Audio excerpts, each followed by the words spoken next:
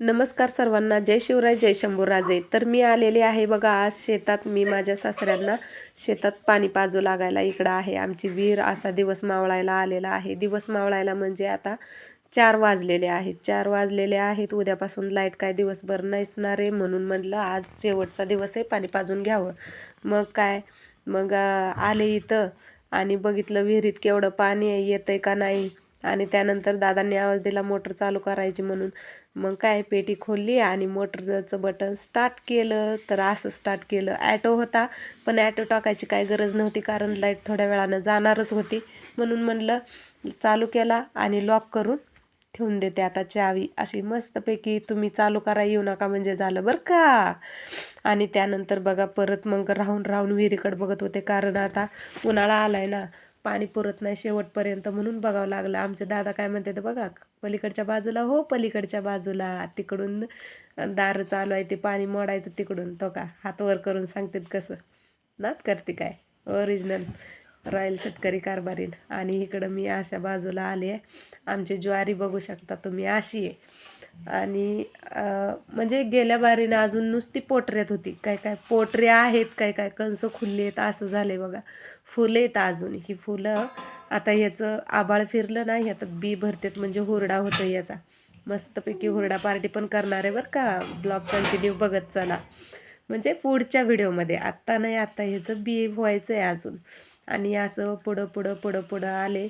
आणि त्यानंतर इकडं बघू शकता अशी ज्वारी आहे आमची. छोटी मोठी छोटी मोठी आहे, कुठं पोटऱ्यात आहे, कुठं खुलली आहे पूर्ण. आणि इथं बसले लास्टला येऊन साऱ्यात खालच्या बाजूला पाणी बघायला. असं इकडं लय भीती वाटत होती, पण तसंच बसले. आता काय करणार म्हणलं, बसावं तर लागणार. इकडची एका साईडची आहे ते छोटी छोटी आहे, कडला असल्यामुळं झाडाझुडपाणी जास्त पीक येत नाही ना तिथं. आणि इकडं आमच्या विहिरीचं कचरं आहे, कुणाला पाहिजे असेल तर घेऊन जावा मोफत. आणि इकडं बघा असं करून करून पाणी आले का नाही बघते मी. दिवस चमकतोय डोळ्यावर आणि काय सुचना, पाणी तर आले एका कडला. म्हणून दादांना आवाज देऊन सांगते आता दार मोडा म्हणून. असं असतंय आमचं इकडं. बिया गळत्यात जमनी उन्हाळ्यामध्ये. आणि इथं बघा ज्वारी आमच्या चिकुटं पडले. चिकुटं म्हणजे असं चिकटतं हे, आणि ह्याच्यावर बारीक बारीक किडे असतात. आणि काय उपाय असतो का थंडीच्या दिवसात असं पडतं. सगळ्यांचं नॉर्मल आहे हे, सगळ्यांच्याच ज्वारीवर असतं असं. मग थोडं थोडं करून सगळं भिजवत आले. आता थोडंसं राहिलं होतं, आता फक्त 2 सारे राहिलेत.